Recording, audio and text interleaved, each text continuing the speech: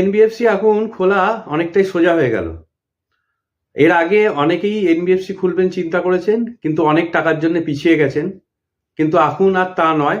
আপনারা যদি মাত্র 20 লাখ টাকা জোগাড় করেন তাহলেই একটি এনবিএফসি খুলতে পারবেন। একজন ডাইরেক্টর যদি শুধুমাত্র 20 লাখ টাকা জোগাড় করেন তাহলেই এনবিএফসি খুলতে পারবেন। আমার নাম অভিজিৎ চৌধুরী। আমার কোম্পানির নাম হচ্ছে স্মৃতিকণা বিজনেস সলিউশন। আমার মোবাইল নাম্বার হচ্ছে 9830254434। মাইক্রোফিন্যান্স কোম্পানির যদি কোনো রকম রেজিস্ট্রেশনের দরকার পড়ে তাহলে আমার সাথে যোগাযোগ করতে পারেন, এবং এনবিএফসি কোনো রকম রেজিস্ট্রেশনের জন্য আমার সাথে যোগাযোগ করতে পারেন। তো আসুন শুরু করি। তো ভিডিওর প্রথমে আমি বলেছি যে 20 লাখ টাকা দিয়ে আপনারা একটি এনবিএফসি খুলতে পারবেন। তাহলে কিরকম? একটা এনবিএফসি খুলতে গেলে 10 কোটি টাকা লাগে, আপনারা জানেন নিশ্চয়ই। অনেকে যারা এই যারা ইচ্ছে আছে খোলার, তারা সবাই জানে যে একটা এনবিএফসি খুলতে গেলে এই মুহূর্তে 10 কোটি টাকা লাগে। তাহলে 20 লাখ টাকায় কিভাবে খোলা যাবে? এটা এনবিএফসি P2P বলে, non banking financial company. P2P এর ফুল ফর্ম হচ্ছে পেয়ার টু পেয়ার। মানে হচ্ছে এনবিএফসি যেরকম নর্মাল এনবিএফসি তার লাইসেন্স পায় আরবিআই থেকে, এই এনবিএফসিও তার লাইসেন্স পাবে আরবিআই থেকে। এর কাছেও সিভিল মেম্বারশিপ থাকবে, এও লোন দেবার ক্ষমতা থাকবে। তার সাথে একটা প্লাস পয়েন্ট আছে কি, এ টাকা নিতে পারবে মার্কেট থেকে। P2P এনবিএফসি মার্কেট থেকে টাকা তুলতে পারবে।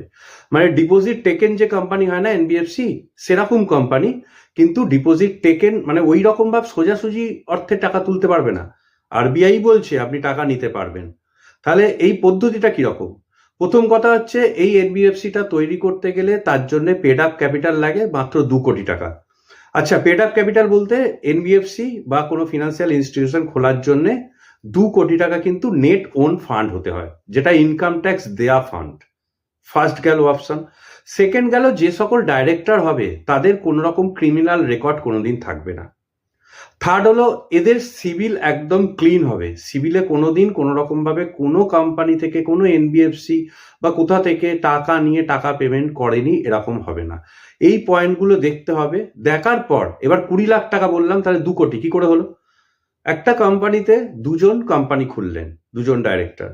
কোম্পানি খোলার পর ILC-20 ফাইল করলেন কোম্পানির ব্যাংক অ্যাকাউন্ট খুলে। তারপর আপনারা আরো 2 কোটি টাকা 10 জনে মিলে মানে 20 লাখ টাকা করে জোগাড় করে আপনারা ব্যাংকে এফডি করলেন। সেই এফডিটা আপনারা গিয়ে আরবিআই কে জমা করলেন, করার পর অ্যাপ্লিকেশন করলেন। এই অ্যাপ্লিকেশনটা পুরো করে সম্পূর্ণ হতে সময় লাগবে 6 মাস। এই 6 মাস পর আপনাকে P2P এনবিএফসি লাইসেন্স দিল। আমি একটু আগেই বলেছিলাম যে টাকা তোলার ব্যাপার। আচ্ছা, নর্মাল যদি এনবিএফসি কারোর কাছে হয়, তাহলে এনবিএফসি যদি খোলেন 10 কোটি টাকা দিয়ে, তাহলে তো 10 কোটি টাকার পর আবার ব্যবসা করার জন্য টাকা দরকার পড়ে। সেই ব্যবসার টাকা কোথা থেকে পাবেন? সেই ব্যবসার টাকার জন্য দেওয়ার জন্য বিভিন্ন রকম ফিনান্সিয়াল ইনস্টিটিউশন আছে, যারা আবার আপনাকে এনবিএফসি কে লোন দেয়। তাহলে সেইভাবে চলে। তাহলে এই কোম্পানির ক্ষেত্রে কি হবে? এই কোম্পানির ক্ষেত্রেও কিন্তু আপনি 2 কোটি টাকা দিয়ে কোম্পানি খোলার পর এই কোম্পানিকে ইনভেস্টাররা ইনভেস্ট করবে। একটু আগে আমি বলেছিলাম না যে পাবলিক ডিপোজিট করতে পারে? পাবলিক ডিপোজিট অর্থে হচ্ছে এনবিএফসি P2P, মানে এনবিএফসি P2P কে টাকা দেবে লেন্ডার। লেন্ডার মানে হচ্ছে যে লোন দেয়, সে হচ্ছে লেন্ডার। আপনি হচ্ছেন এনবিএফসি P2P-র মালিক। আপনারা যতজন মিলে ডাইরেক্টর খুলে আছেন, এই কোম্পানি আবার মার্কেটে লোন দেবে। এই টোটাল যে কার্যকলাপটা চলবে, মানে এই টোটাল যে সার্কুলেশন চলবে, কোম্পানিকে লোনটা দেওয়া, লোন দেওয়া মানে হচ্ছে কোম্পানিকে ইনভেস্ট করলো যে লোক, আবার সেই টাকাটা আবার মার্কেটে দিল, এই টাকাটার পুরো প্রক্রিয়া চলবে। তাহলে একটু আগে আমি বলছিলাম যে এনবিএফসি ওকে ফিনান্সিয়াল ইনস্টিটিউশন লোন দেয়। ফিনান্সিয়াল ইনস্টিটিউশন লোন দিলেও তো ইন্টারেস্ট নেয়, তাহলে 10% টাকা ফেরত করতে হচ্ছে। কিন্তু এই ক্ষেত্রে দেখা যাচ্ছে যে আপনাকে যে টাকাটা দিল সেই টাকার উপর একটা ওভারহেড থাকে। মানে ধরুন লোন দেওয়ার সময় প্রসেসিং ফিস করা হলো একটা 6%। 6%-এর ভেতর 1% হলো যে লেন্ডার লোনটা দিচ্ছে, মানে যে ইনভেস্ট করেছে। আর 5% কি হলো? 5% হচ্ছে এই কোম্পানি পেলো, মানে প্রথমেই লোন দেওয়ার সময় 5% কোম্পানি পেয়ে গেল। তাহলে এটাই তার প্রফিট হয়ে গেল। এবার লোনটা যে প্রক্রিয়া চললো, সেই প্রক্রিয়ার ভেতর কালেকশন অনলাইন ভায়া মানে অ্যাকাউন্ট টু অ্যাকাউন্টে কালেকশন হয়ে যাবে। তার ভেতর যদি কোনো রকম ভাবে কোনো ডিলে পেমেন্ট বাউন্স বা ওডি পড়ে, তা সেই ক্ষেত্রে ফিজিক্যাল কালেকশন যদি করেন তার উপর আবার কোম্পানি একটা চার্জ পাবে।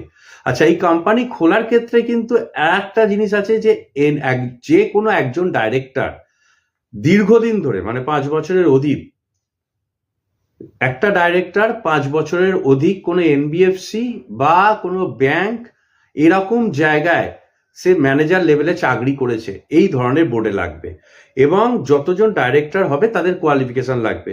তাহলে অনেকটাই সুযোগ সুবিধে রয়েছে, যে কি, যে 10 কোটি টাকা লাগলো না, মাত্র 2 কোটি টাকায় হলো। 10 জন ডাইরেক্টর হলেন, 20 লাখ টাকা করে দিয়ে কোম্পানি খুলতে পারলেন, মানে সামান্য 20 লাখ টাকায় একজন দিয়ে একটা কোম্পানি। কারণ আমার কাছে তো ফোন আসে যারা বলে যে আমার কাছে 20 লাখ আছে, 30 লাখ আছে, এর থেকে বেশি তো টাকা আমার পক্ষে সম্ভবপর নয়, আমি কিভাবে খুলবো। তাহলে এখন এই সুযোগটা আপনাদের জন্য আছে। এটা কিন্তু সম্পূর্ণ অনলাইন প্ল্যাটফর্ম। অনলাইনে আপনারা দেখবেন অনেক কোম্পানি আছে যারা কালেকশন করে থাকে, লোন দিয়ে থাকে, এবং তারাই সেইভাবেই কালেকশন চলবে এবং সেইভাবেই আপনার কোম্পানিটা চলবে। নমস্কার, ভালো থাকবেন।